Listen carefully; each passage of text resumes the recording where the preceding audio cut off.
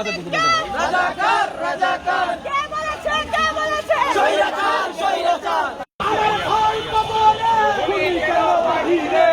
খুনি হাসিনার বিচার চাই বিচার বিচার বিচার চাই তুমি কে আমি কে রাজাকার রাজাকার তুমি কে আমি কে রাজাকার রাজাকার কোটা না মেধা মেধা মেধা আপোষ না সংগ্রাম সংগ্রাম সংগ্রাম দালালি না রাজপথ রাজপথ রাজপথ আপোষ না সংগ্রাম সংগ্রাম সংগ্রাম এইভাবে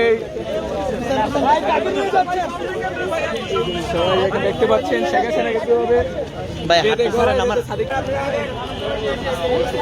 আবু সাইদ মুগ্ধ